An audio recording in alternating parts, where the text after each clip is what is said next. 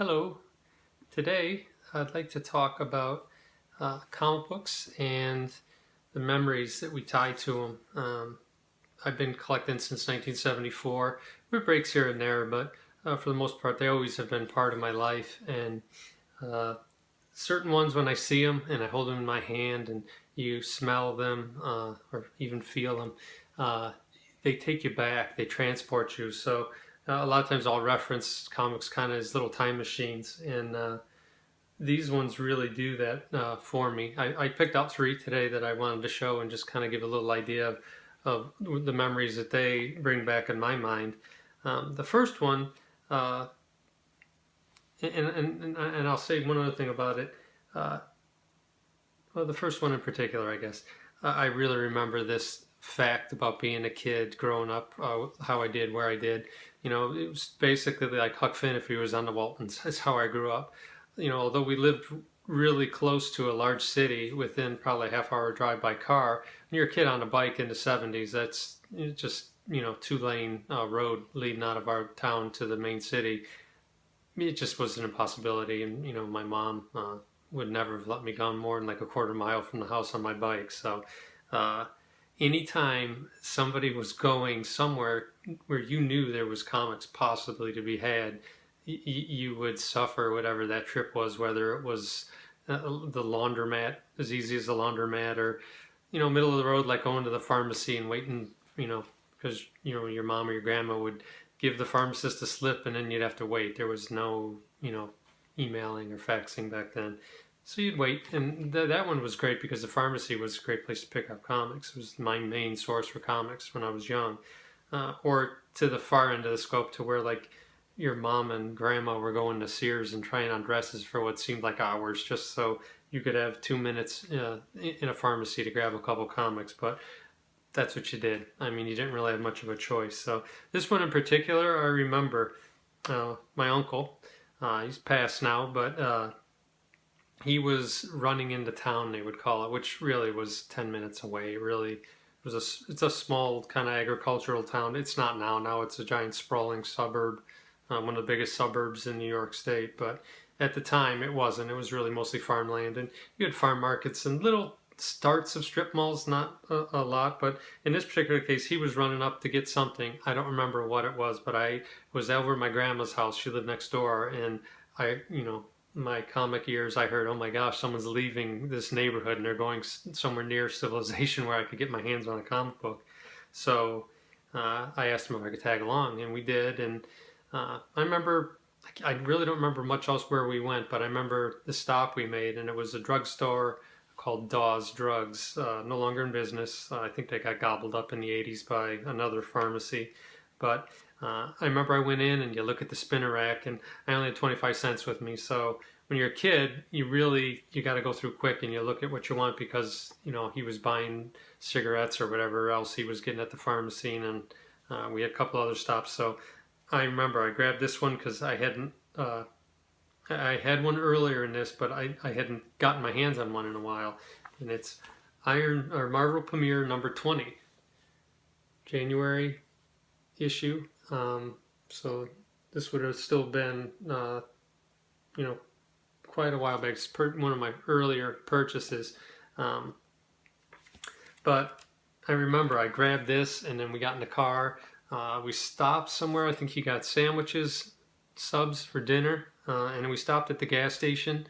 And I can remember holding this in my hand, and I was sitting in the passenger side, which I didn't get to do because I was a kid. This is dated 75, so this would have been 74. I was probably 5, 6 years old, and my uncle would let me ride in the front seat, and we didn't wear seatbelts. He had one of those Ford vans that looked like a VW van, but it wasn't. So the motor was in between you. You could lift this plastic hedge up, and there, the lid, and there was the motor. But he left me there, and went in, and I think he got a soda and a pack of cigarettes or something. But I remember sitting there and just reading this comic book, and it was awesome. I mean, it was just a great escape. We didn't have the internet or TV back then, so comics were just awesome. And this one I remember especially because I'd never seen that before, where there's just, what is it, 16 panels on a page. It was showing off Batroc and Iron Fist martial arts powers. Recently too, when I got my stamp book, I remembered I had this one, and I remembered there was a stamp in here that I needed. But of course, when I was a kid, I cut them out. They probably got hung on the wall, and spring cleaning, my mom probably threw it away. But it's just a great memory.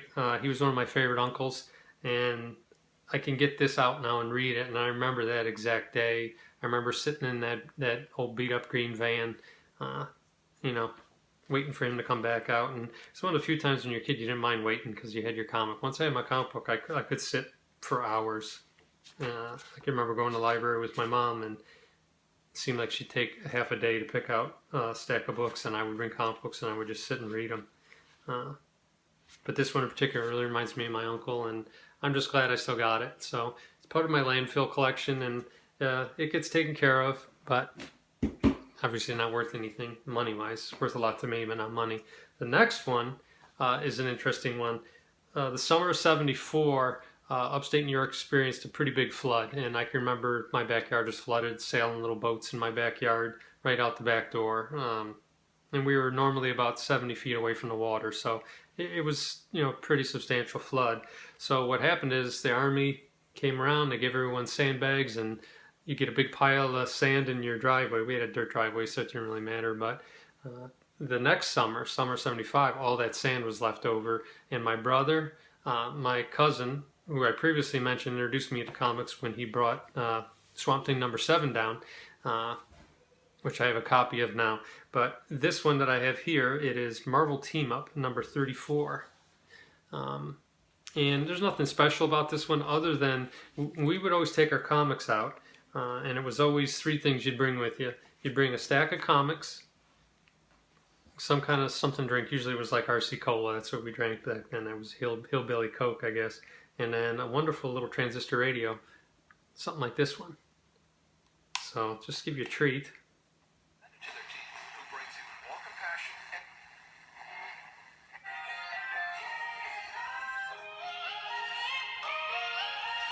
Of course, we didn't listen to that. It was something else from the '70s. But that's what you did. And I remember there was a big old willow tree out there that would shade us, and we would set out on that sand pile. It was probably 8 feet high, and you just felt like a king out there, just sitting on a sand pile reading your comics for hours with your brother and your cousin. And, life didn't get any better than that. It was pretty damn simple. But this one's funny because when I was going through these, I can feel this, and there is gritty sand in this still from that sand pile. So this is truly a time machine. And then you get the smell. You just don't get that smell today with the new books. They're constructed different. They're made of different, materials. Oh, I love that smell. And then, of course, one of the biggest parts of the '70s, one of my favorite things, are these hostess ads. And they are hysterical to me. But what's weird too is it wasn't just like knockoff advertising artists. They would get real people to draw these. Someone had to write them. I can't quite read who wrote and drew this one, but it sure looks like anyone that would have been drawing Spider-Man during the '70s. But this one was just great because I have a stack of ones like this, and most of them, I think that with the ones with the most tattered covers on them, I showed Kazar earlier, that one always went with me.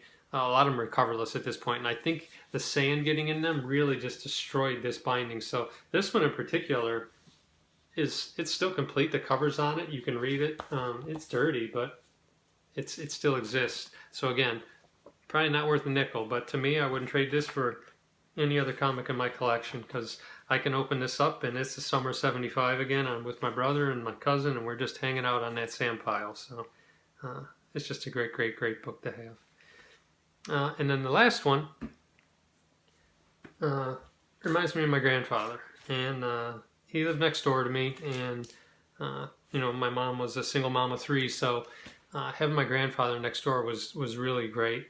He taught me a lot of things, taught me about cars, taught me about tools, and then one thing we used to do is he had an old wooden boat down at the marina, so every spring he would bring me along, and I would set up extension cords and ladders and get all the tools out and all that stuff. So I started doing that probably when I was around 8 years old, probably all the way till I got a real job when I was like 14. So every spring, summer, I'd be down there scraping hulls in the keel and You know, he'd give me so much every day. I'd go there depending on what I did and how long I worked. So, and then on Fridays on the way home, he would stop. It was on the way home was a comic shop, and this ride over there was pretty long, pretty far away. And there was a comic store called Empire Comics, pretty famous. It was two twin brothers opened it back in the 70s, and they had 3 locations at one point, and it was a real comic shop. So they had back issues and bags, and you know, it was everything. They had posters. You had all kinds of stuff up, brand new comics. You get on a pull list. You know, of course, when I first started, I couldn't afford that kind of thing, but I was collecting Uncanny X-Men, and this issue's from 1979. It's Uncanny X-Men 123, and I take it out of the bag so I don't get that hideous glare. But this is the copy that I bought, and it's still, I'd say it's in real nice shape. It probably at least I'd say a 9.2. But I remember it was in between when I used to get everything in the subscription. Comics used to come, at least in my area, you get a brown, totally unmarked thing, and it had like a glue strip down the back, and it was just wrapped over, so both ends were exposed, and then it had a little white label on it with your name and address on it, and you know, that's how you got your comics. So I would get 5, 6 subscriptions. You get money off on them, and that's also why some of my older books have the page cut out, because I would cut that out. But this one was in between when my subscription lapsed. So I got 122 and 124 because I'm on my subscription, and I always thought I timed them right, but for whatever reason I didn't. And I missed this issue, and I remember it was months before I could get it. And I want to say, I think I paid like $3, $4 for this thing. And you can see at the time it was only 40 cents. So, you know, it was kind of, I think it was like 2, 3 months old too at that point. So these guys definitely were kind of gougers.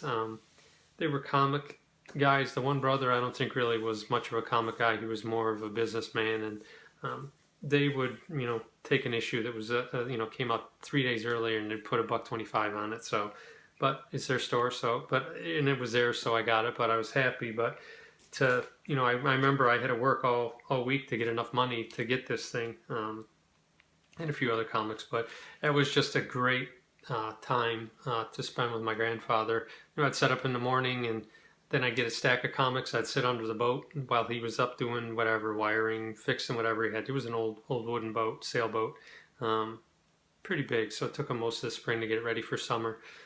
So I would set up, read my comics, we'd eat lunch, read more comics, and then I would get all the extension cords and ladders and tools and put them all back in the truck, and that was my job for the day. So it was pretty cool way to spend a spring and a summer, you know, and making money at the same time. So, you know, anytime I get this one out in particular, I really think of my grandfather. You know, he passed away some years ago, probably about 10 years ago now. Great guy. So picking up this comic, not only is it's cool that I earned it and I bought this, but, you know, I can remember my grandfather. Not too sure I don't remember him all the time, but all of these issues remind me of different people. You know, the first one, my uncle, and then the next one, my brother and my cousin, and then this one, you know, just reminds me of my granddad. And every Friday we'd stop, and some days I'd pick up more than others, and you know, it was pretty cool. He smoked a pipe, so I don't smell any pipe smoke on it. So probably because when I bought this one, it was in a bag, and by 79, I was, you know, 10 years old, so I was pretty crazy into keeping things safe. So, you know, it's just, it's fun looking back at your books. And I've been, you know, I rebagged everything, and now I'm going through the process of mylaring a lot of the stuff that I want to keep for good. So a lot of these books, I'll pick them up, and it triggers memories in your head. And most of them are really good. I can remember either where I bought them, who I was with, or I can remember specific times when I was reading them. A lot of them I lived near a pond near Lake Ontario, so a lot of these books I would read in the back underneath the trees on an old metal glider, you know, feet up on the break wall, fishing, pulling the water, and, you know, reading comic books. So it really good memories. And what's funny is it doesn't even have to be the book, because I read a lot through digital. So even when I see these covers digitally and I start reading them, it's the same thing happens. You get these memories triggered in your head. So it's really cool. So, you know, I say a lot, keep reading, but I mean it. You know, handle your comics, read them. try to look at them for something more than just a way of making money, or your first thought, is how much is this going to be worth. Those stack of books there probably aren't worth, $3-4 altogether. Well, maybe the X-Men's worth a little bit, but the other ones, they're not worth anything to anybody, but they are to me. So when you collect, I guess, try to think of that, keep that in mind, and just really enjoy the hobby. It really is a great hobby, and I love it. So I guess that's all I got for today.